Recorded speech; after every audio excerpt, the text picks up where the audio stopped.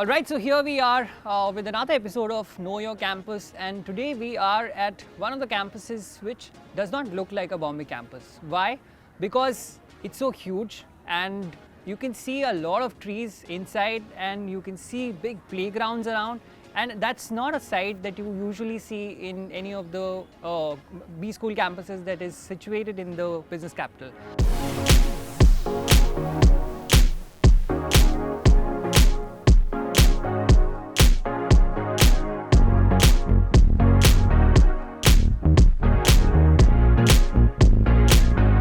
Today, to explore this campus more, we have a first year student with us today who is going to show us around this campus. Hi, why don't you introduce yourself for our audiences today? Hi, I'm Kartik. I'm currently pursuing MBA from Somaiya Institute of Management. I'm a fresh graduate from engineering with specialization in electronics and telecommunication. Being an athlete, is this kind of a campus that you always wanted to be? Is there facilities around in this campus that makes you feel good? Yeah, we have many recreational and sports facilities. Like we have our own running track, we have a basketball court, a volleyball court, table tennis. Then we also have one tatami that's there for karate. Besides all these facilities, we also provide some training for the people who are a lot keen interest in sports as well. Right. Okay, tell me a little bit more about the campus. How big exactly is this campus? Okay, so it's beautiful lush green campus, which is actually like a hidden treasure amidst Mumbai. Right. Because as you said itself, you don't see such large campuses in Mumbai, which is the financial capital of our country. Our institute is located, as you can say, amidst Mumbai. It's in Vidya Vihar, which is close by to Ghatkopar. We actually have, like the facilities that I already said, we have various other facilities that provides a holistic development for the student. Besides the recreational facilities, we have Bloomberg lab, we have a retail lab, then we have auditoriums, our own amphitheater that we have. Okay, tell me a little bit about the history of this particular place. Was it always there, when did it all start?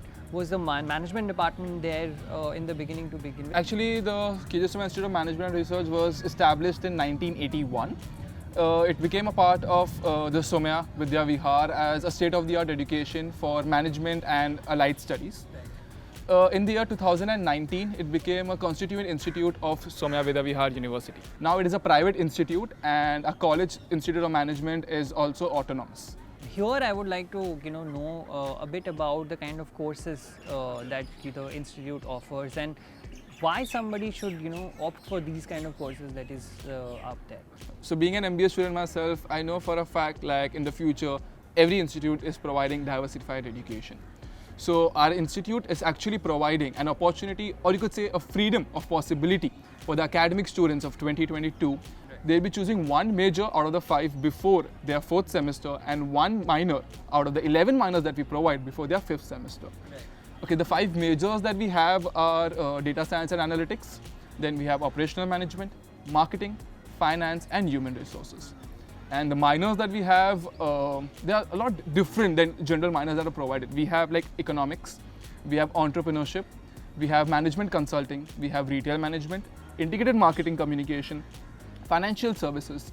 Tell me a little bit about the courses. Besides our one MBA, we also, actually there are 540 seats plus supernumerary seats that we're providing. This is like a general MBA program. Like I said, we have diversified education. So it won't be just like on one specialization. In the first year, you'll be having all kinds of bases where you will be, if you are not sure of what specialization you want to pursue, then you'll have a detailed explanation of everything. Right. So besides this, we also have healthcare management and sports management, which has 30 seats in each of them. And the fees of all the 3, if you would have said, is around 18,78,876 rupees. Right. Besides these courses, we also have executive MBA, part-time MBA, MCA and PhD that our college provides. Right. Lovely, okay. So that's a lot of information about the campus in general and about the programs that you also mentioned. One thing that I would like to know now is, what is the procedure? What is the eligibility first? How much of a percentile I should have in any of the exams that I have to crack? And what is the procedure after that to get in here? Okay, so like we accept 5 qualifying exams. For this time, for academic 2022, it would be the CAT 2021. That's going to happen in November.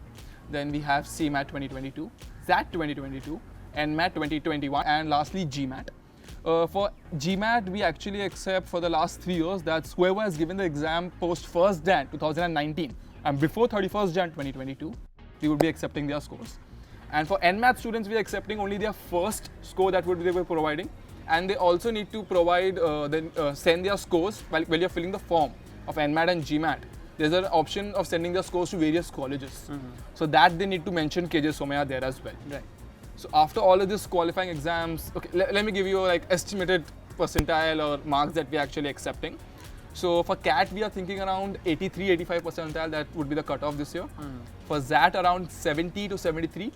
GMAT, I think it will be between 500 and 650. For CMAT, it would be around 98 percentile, and NMAT would be around 225 to 230. I'm coming here after a long time, and I would like to explore this campus a little more, see the corners around, and it will be great if you can help me do that. Sure. Right? We'll go. Let's go. We'll see the campus. Let's go.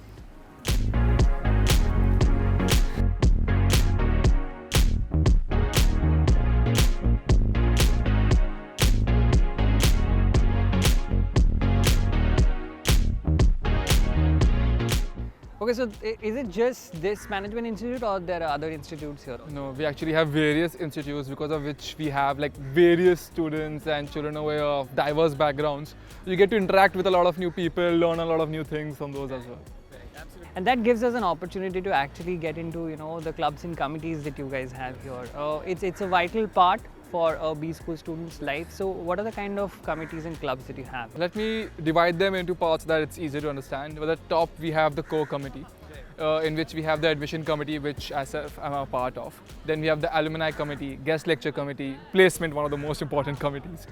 Next, we have the professional growth committees, in which we have the Aspire, consultancy, international business, and the Somaiya Toastmaster Club as well. Now we have the cultural development, in which we have like the dance committee, which is called the Grooves. Then we have the Guitar Club. Then we have Moj, sports committee, and various such other studios and committees, which it's a fun part of this. We don't just want academics all the time. It gets boring.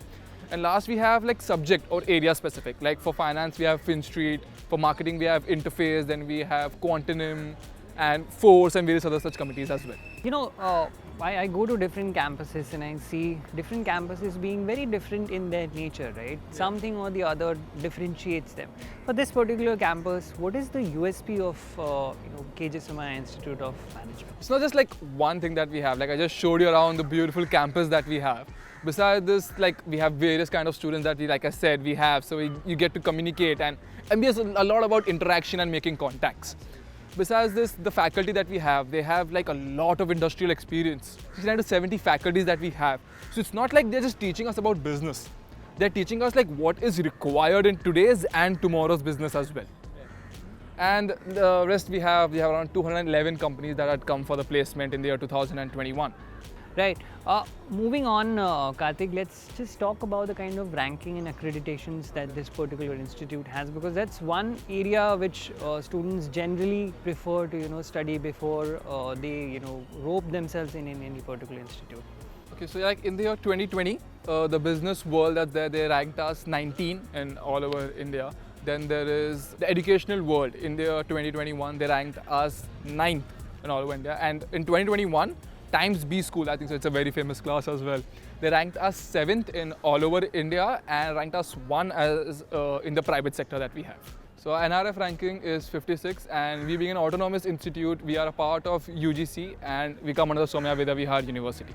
All right. All this is making me feel a little sporty, honestly, and I would like to spend some time here in this campus, play something that I can.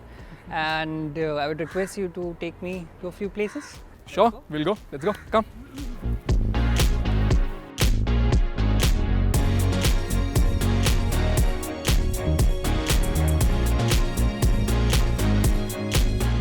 Okay, Kartik, that was a good game, and that calls for some rest. And that's why we are sitting here. There's a lot of chatter going around, and we can see a little fountain over there as well. Moving on with our conversation, Kartik, let's talk a little bit about the kind of student exchange programs that you guys have. Is there a provision for students to actually go abroad, have a semester there out there, and then come back with their learnings and continue with their program here? Actually, we have student exchange programs, which is not just in Asia itself. We have collaborations with USA and Europe as well. So we've like tirelessly collaborating with various universities abroad, so that we can develop and promote actually an academic research and experiential learning, that you could say. That is actually beyond the scope of any just one single university. The few of the universities at the top of our mind that come is like the University of Applied Science, which is in Upper Austria. Then we have Indonesia University. Then we have University of San Diego, St. Martin's University, and such other universities also that we have. Due to the pandemic, I think so now we didn't have student exchange program this year, but we're actually looking forward it to happen the next year itself. That will be academic year 2022-24.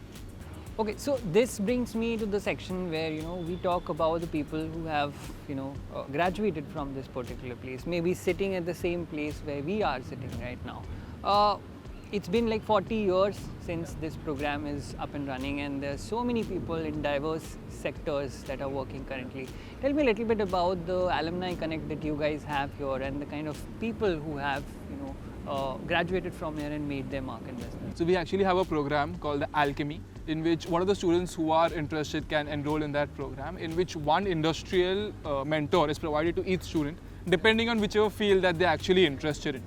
So they interact on a weekly basis, and they are like well informed of what's going on in the business world right now and what is actually required. Like when people are coming for hiring, so like these are specific key points that they look for in that specific companies or sectors. So that kind of interaction that we do have in our college as well. The few of the alums that come to my mind are like Sheetal Daftari, who's actually working as an MD currently in KPMG, that's in US. Then there is Ritu Gupta, who's working as a directing marketing in Dell, India. Then we have Harsha Bhosle, who's working as a CPO in Nayara Energy. All right, so this gives us a right point to talk about the kind of placements that you guys have here. Something that all B School students look up to. I'm sure you have also thought about it and have seen the placement brochure in and out.